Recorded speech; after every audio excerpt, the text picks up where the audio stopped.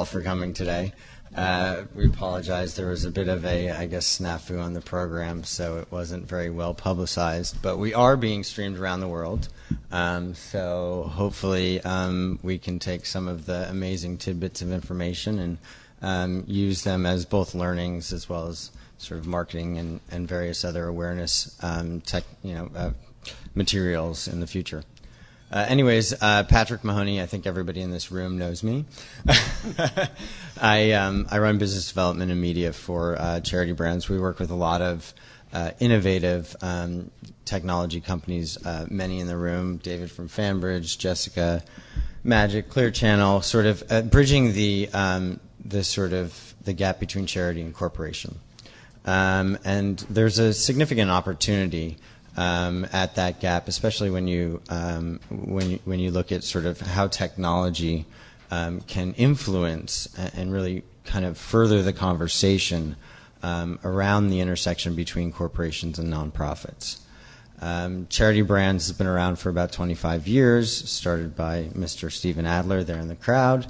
And Stephen has created and is sort of our guide through the marketplace, but has created some of the largest fundraising initiatives in history. So the check box for the American Heart Association, which has raised over $1 billion, as well as the Drive for the Cure for Komen with BMW and other things.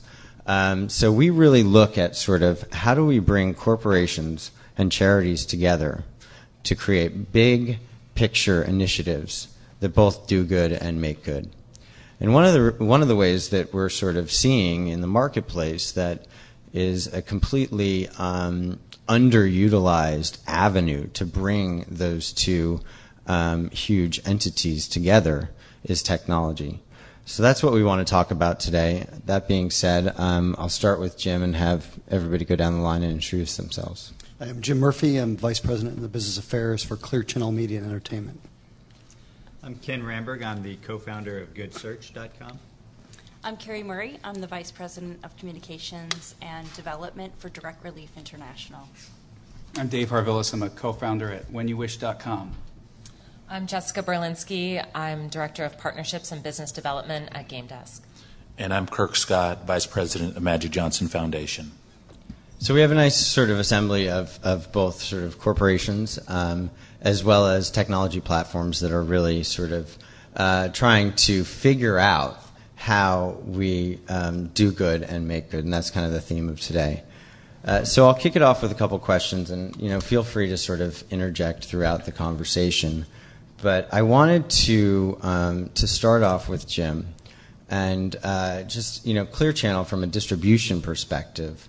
How do you help kind of foster the conversations between brands and nonprofits to kind of create a more effective conversation? Well, in the old days, and probably the most ineffective fashion was, charities and their partners would come to a large media company like ours and ask for PSA time. And what we found was that not only is the use of PSA time ineffective, it's really a waste of time. PSA inventory tends to run overnights and on weekends when our listenership is at its lowest. There's very little connection. There's very little ability to make a connection between the charity's message and the donor and their passion around what the charity might be delivering to the local community or to the national community. What we found is there's got to be a much stronger relationship between the charity's brand association with the listener and how we connect the charity with the listener. And the best way, in my opinion, to do that is to have a partner that's a corporate partner underwrite the media so it's not free, so it's not running at 2:30 in the morning when no one's listening or seeing it, and having us as the media delivery system, the media underwriter, the corporation, and the charity delivering the best possible message to the listener or to the viewer at that time. And today it has to be an entirely 360 social media platform approach. It has to be, in our case, radio, outdoor, Facebook, Twitter activation, using our talent, which has the most direct connection with the listener and their passion around the cause directing that message at the listener, and creating an environment where the charity partner gets to really direct its message to the heart of the listening audience. And unless we create effective ways of doing that, the message gets lost, and it's a really ineffective way of delivering the charity's mission. So to follow up on that, Kirk, I know that sort of Magic Johnson Enterprises, it kind of bridges the foundation and the enterprise side of things. Can you give us some examples of how you've both used, as Jim was saying, sort of effective private and nonprofit partnerships to kind of get more impact through media exposure, and what have you seen to work there?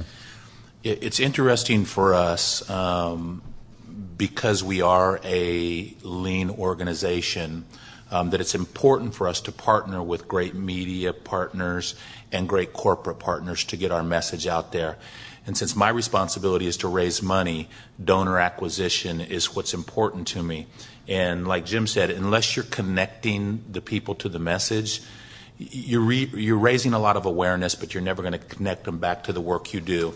So this last year, for example, we partnered with Walgreens in a campaign that was a national campaign, and they provided media spots that they paid for, and of course we provided Magic Johnson to do the commercials. And out of that, we did an in-store activation. We did, I think they did 3 or 4 national spots, and it created a lot of awareness, but it also drove revenue through the stores and also drove revenue by bringing donors to our website. So that was one successful thing that we've done. And we've also been unsuccessful in it as well. Tell us a little bit about that. We're all here to learn. We've also been unsuccessful in it as well. One of the difficult things for us is because we're a lean organization, we're not the experts in terms of digital content and those sorts of things. And so where we've tried to do initiatives on our own, we haven't fared very well. Last year was our 20th anniversary, and we did a social media campaign, a push for donors and donor acquisitions. We had 154 million media impressions, but I think it generated $6,200. That was it. And that was because we were not partnered with the right digital and media partners to drive the revenue that we wanted to. So we found it better for us to partner with somebody who knows the business. Right, and that's what we're seeing too, is especially in sort of the nonprofit space, that there's so many vendors out there, right, from a technology perspective, that it becomes really noisy and crazy. And one of the things that, not to have a shameless self-plug, but one of the things we try to do is help everybody out there understand who are the right engagement platforms, what are the right technologies to use, how do you actually make all of this work. And I think that, to that sort of note, if Ken and Dave, you can kind of both weigh in, each of your companies with GoodSearch and When You Wish are in sort of in different ways helping to generate, get the people engaged, get the donors engaged, but at more of a simplistic level. So if you could talk about that and how you see sort of the future of fundraising playing into nonprofits by really engaging people through digital. Sure. So my background as a corporate lawyer, I worked as a management consulting for Fortune 500 companies, and I know a little bit about engaging the right people inside of a company and how bureaucratic it can be. So raising money from the people is what crowdfunding is all about, and it's a site that we built here in Los Angeles 2 years ago. And we, rather than simplistic, we prefer to use the concept that we're at the atomic level, at the individual level, reaching out to the $62 trillion of net worth that are captive in American households. Now, a lot of that's illiquid, but there's billions of dollars in people's couches. But one of the things that we've built I'll talk about 2 quick things: co-branding efforts and the ability to use corporate sort of power to bring to bear on these atomic or individual projects. So co-branding, we spent a lot of time and effort making sure that we could offer our partners the right look and feel on the page. And so there's a huge space and the right kind of appearance for corporate and nonprofit partners to champion projects on our site. And we've spent a lot, like I said, we spent a lot of time and effort to make that look right. And in fact, often it's to our own detriment. Our branding suffers to some extent because really people, the end user, thinks that it's your site effectively.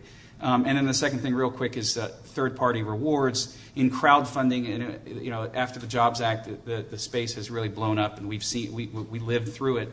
But one of the things we offer that no one else does is to have a third-party corporate partner offer a reward in conjunction with a fundraiser project. To give you an example, Dr. Joel Furman crowdfunded on the site for breast cancer research, specific research in a university setting, and Vitamix came in and offered a free Vitamix if a donor contributed to the campaign. And that kind of so Vitamix is getting the branding, and some other great partners as well. Vitamix is getting good branding. Dr. Furman and the Nutritional Research Foundation is getting good branding, and then we're there as a platform, just doing well by doing good. On our end at GoodSearch, we saw an opportunity for it's really grassroots fundraising without having to reach into your own pocket and donate money. And the model that intrigued me to start the company was really, can you, every time you search the internet, every time you shop online, almost like these cashback programs that you see where money's going back into your pocket. Well, wait, what if that money went back to your favorite cause? And it's very local, micro-local. You can support your kid's school. You can support your favorite local animal shelter. And it was very interesting. And there are 100,000 nonprofits on board now. And in terms of where you take it from there, corporate partnerships, sponsorships, it's the sky's the limit. We can envision all McDonald's employees raising money on behalf of their favorite charity and competing against Wendy's employees, who could raise money for their cause. So that's some of the ideas that we have. Well, gaming, that's a good segue, both for Jessica and Kerri. So, I think that one of the things that's really interesting, at least from my perspective, is, the sort of whole notion of gaming and gamification, and how that plays into both fundraising as well as sort of a lot of the kind of initiatives that are really important to our country and the world right now. Education, hunger, etc. If Kerri, you could just kind of touch on some of the things that Direct Relief has done, sort of to both engage donors, but also use technology as a way to kind of foster the conversation. Sure, thanks, Patrick.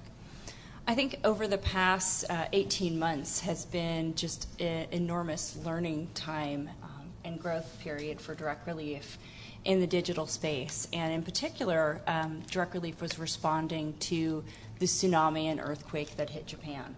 And I received a call a few days after the tsunami from the founder sister of Zynga. So Laura Pincus Hartman called me up and said, we have this incredibly powerful tool and a game called Mafia Wars, and we'd like to do some online fundraising and raise some money for Direct Relief's work in Japan. And I'd heard of, Words with Friends, and I had heard of Cityville and Farmville, but I hadn't heard of Mafia Wars. And so the first thing I said to Laura was, I'm not sure about this Mafia Wars stuff. And she said, no, don't worry, everyone has a mafia. So once we had done our due diligence and agreed to partner with Zynga and the game Mafia Wars, what it involved was actually an incredibly powerful way to connect and communicate to people at a time and place that's very relevant to them, and it's in game. And so what they did was, over the course of a week, when players were playing the game Mafia Wars, a pop-up screen would appear, and it was a Japanese protective fan. And it was a very simple message that when the player purchased this virtual item, 100% of the purchase price was going to go to the Japan Relief and Recovery Fund. And what we saw was over the next 3 days, over 100,000 people opted in to purchase this virtual item. It was twofold, the benefit. One, for the player, it propelled them further in game. And the other thing it did was obviously allowed them to take action and get involved in something that was very relevant. Everyone around the world was obviously hearing about the tsunami and the devastating impact it had, particularly up in the north, up in Ishinomaki, and it allowed them to participate in a brand new way. And so Zynga and the players of Mafia Wars were our single largest donor to the Japan Relief Recovery Fund, raising over $605,000 in 3 days. Right. I think on the back end, what's been critically important is going back to those players and actually showing them transparency around where their donations went to work. And so we've done a lot to circle back with them with videos that, again, we send through Facebook, through the game, that tens of thousands of players have seen, as well as some mapping that we've also shared with the players. So all in all, it's turned out to be a really, really powerful tool for direct relief, and we've moved beyond just raising funds in times of disasters to the ongoing everyday emergencies that are happening around the world to which right. And it helped create an ongoing conversation with those people. I think the other thing that's really important with that sort of anecdote, and thank you for sharing. I mean, that was sort of a kind of a watershed moment, right, for fundraising and in getting that integration, a game within a game, or a reward within a game. And I think that a couple key takeaways from that are, one, everybody wants some kind of incentive, and in the Zynga case,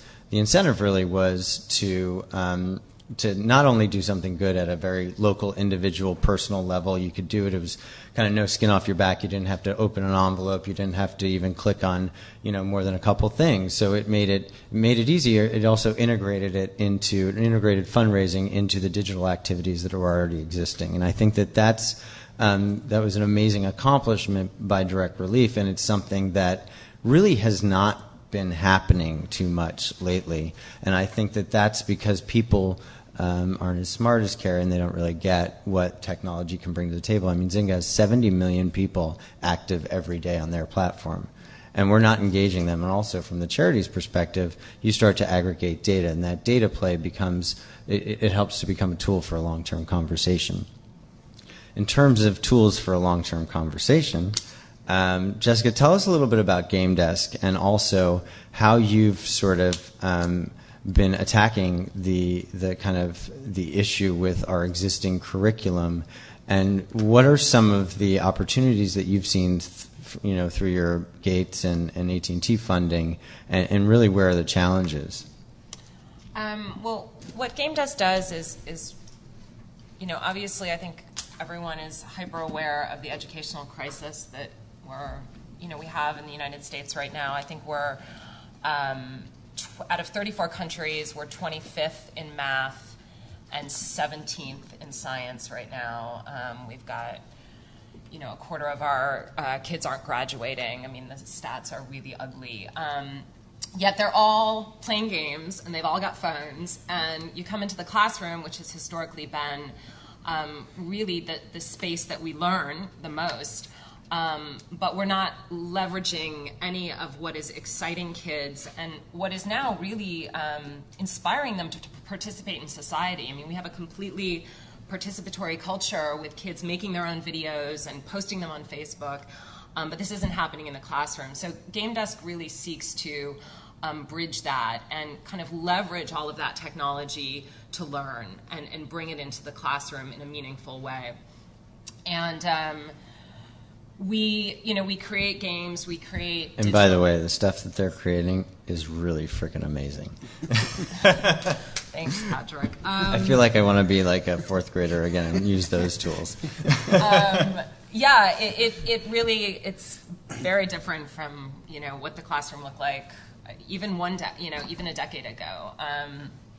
But in terms of a recent success and kind of a success story with corporate and with fundraising, AT&T came to us about 8 months ago now, and they have an educational mission through their Aspire program, and saw what we were doing in this space and kind of said, okay, how can we work together to build something?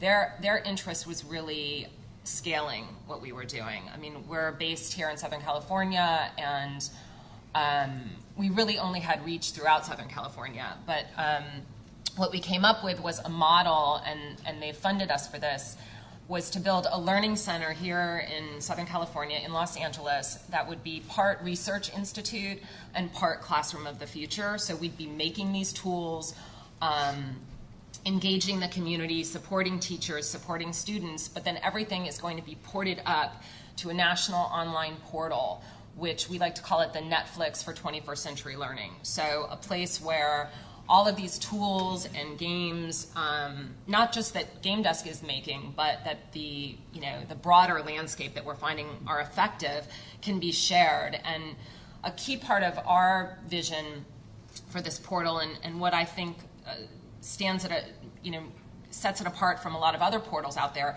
is that we're going to build in kind of a Facebook type interactivity. So teachers can take these things down, they can put them into their classroom, and then they can video capture that and share that with the broader community, because there's so much difference in terms of resources, technology, what teachers are comfortable with in different places. And so really having your own forum to participate, and share and really change the culture, we think is key to really making a national impact. So that's just an example of kind of AT&T coming together and I think leveraging digital.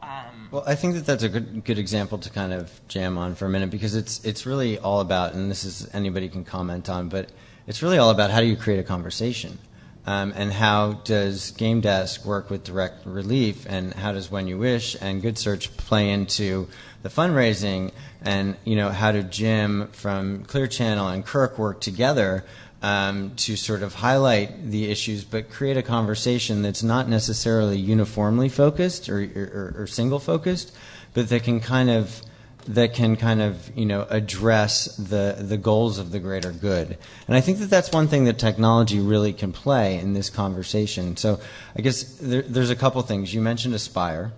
I wanted to just hear a little bit about, you guys are launching a network called Aspire. Is that correct? We have a television network, and that's one of the things that we do is we not only have a television network, but we have 17 radio stations. And so we're looking at ways to utilize our media assets to create good in the community. So we partnered with Bill and Melinda Gates Foundation around black male achievement, and we're using some of those assets to do that. The one comment that I'd make about everything up here is that the one lesson that we've learned that I'll take to the grave is that you need to go to where the people are. And so Zynga is a perfect example. We're getting ready to launch a new website, but that's really for the people who come to us because they're interested in the work we're doing. But in order to be relevant, we need to partner with Clear Channel, we need to partner with Zynga, we need to partner with people like that, because that's where the people are. Facebook, Twitter, all those kinds of things like that. And so creating that conversation, as you would say, has to be done on their terms. Right, I agree completely. So I'm just going to throw it out there. How's everybody playing into creating the conversation by utilizing technology? Well, I'll tell you one of the things I wanted to comment on was Kirk said earlier, because what I always go back to was what didn't work, because Kirk talked about how when you have a corporate partner that's underwriting your mission and the message you're trying to deliver, if there isn't a great match or a perfect match between what the corporate partner's objectives are and what the cause marketing or charity partner's objectives are, then it's just going to be a failure. And one of the things we always have a challenge around is we're trying to create a national platform, but the reality is it's people's affinity toward a cause is hyper-local. They want to know how the dollars or the impact of their dollar contribution is going to impact their local community. Yep. And that's always been sort of the challenge for us is, like, we did a campaign with the American Red Cross, and in Southern California, the American Red Cross's target was earthquake preparedness. Now, that has real impact here in Southern California. Now, if they use that messaging from a national perspective, 2/3 of the message is going to get lost because 80% of the country is not impacted by that. So our advice to them was, you've got to create messaging that has direct local, hyper-local impact. And we also did this raffle. And one of the challenges we have with giving away experiences to our listeners is, if you create a auction, we know in Southern California that very few of our listeners can compete with a person who's willing to write a $10,000 check for an experience. So they immediately check out when they hear, oh, it's going to be auctioned, because they know they can't compete. Well, you've thrown away, in a KISS FM example, 3 million of 3.5 million people. So the message is lost on the greater population. Well, if you do a raffle where everyone gets to participate, everyone has an equal chance of buying that raffle experience for a unique experience, the impact is so much more concentrated, because you're engaging the listener at their sort of local level and more personal level. And I think that's got to be one of the most critical conversations we have to have about when big platforms like Zynga, like Clear Channel are delivering value. It's got to be at the hyper-local level, because very few charities and very few corporations really want to spending a ton of money on just branding. Right. So. Well, and again, it's also about the incentives. So in the raffle case, we work with a company called Charity Splits, and they actually they are the leaders in online raffling. Have raised over $2 million to date. Work with a number of NASCAR drivers and such. But what it allows is somebody to buy a $20 ticket versus a $20,000 auction item. And I think that that's important, and it goes back to the underlying conversation through what all you are doing, and then I'll shut up. But is that how do you make people how do you allow everybody to participate? I think Kerri touched on something that was kind of interesting, was transparency, right? Which you have the ability to do now and engage and start a conversation and keep a conversation going. Whether it's local or international charity. I mean, if you can see what your $5, your $10, your $100 donation is actually going to, and getting feedback from that charity or from the individuals who have benefited, that goes a long way. And that's, just to touch on that, I think it's one of the most common questions that we get at Direct Relief is, how do I know where my dollars are going, and how can you tell me very prescriptively exactly the impact that it's had?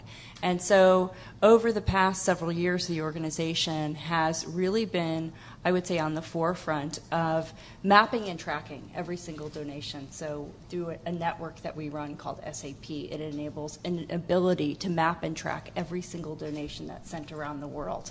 So in the case of Haiti, you can go online at any time. It's always available on our public website. You can Google Haiti Direct Relief map, and our interactive aid map will come up, and every single location's been geocoded. So you can look at Partners in Health or Hospital St. Damien and look at every single medicine that has been delivered to that location, how much, what type of prescription product or nutritional product, on what date, what value.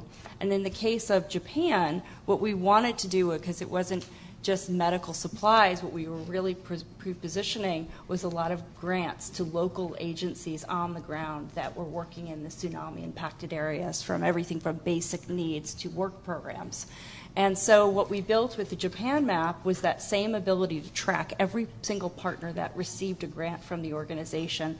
Plus, we've embedded videos, we've embedded our Flickr account, and allow people to also comment on that. And so in the forefront of everything that we do as an organization, transparency is really rooted in the foundation, is how are we going to report back to that donor where their $5 went or where their $50,000 went. And so it's really been ingrained into what we do, and it's I would say becoming increasingly important every single day that organizations are transparent around where the aid is actually helping. Completely. People are demanding. I mean, with technology, they've realized they can demand from their friends to know where they are, when they are, and what they're doing, to almost a frightening perspective. And when it comes to parting with dollars for an organization, especially since there's been, some challenges with transparency, I think that it's important to.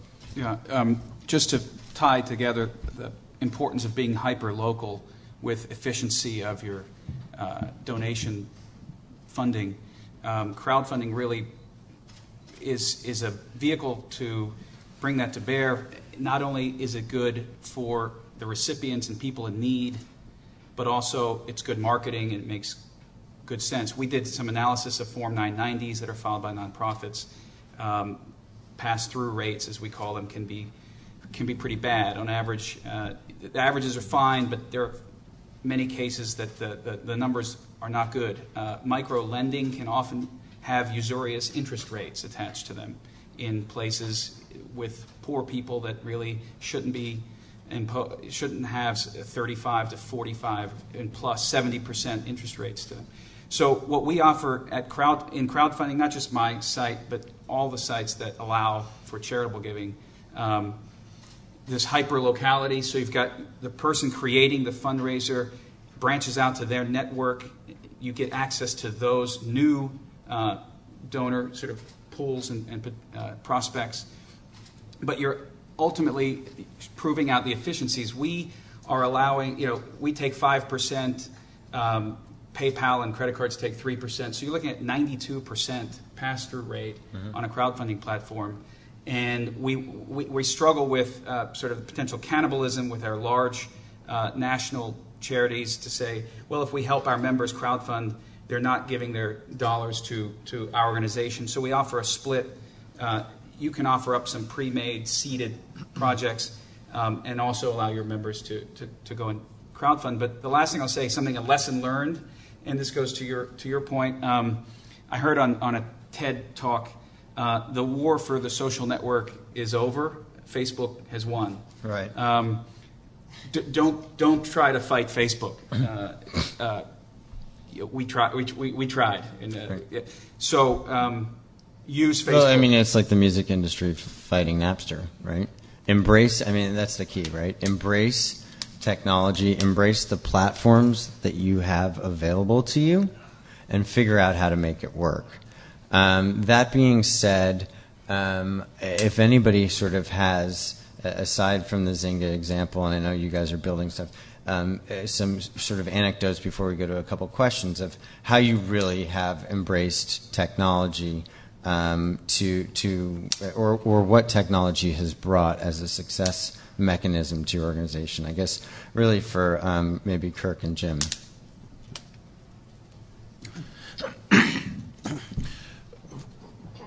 For us, it's all about those partnerships. And so right now, one of the initiatives that I'm working on is with Walgreens and Living Social.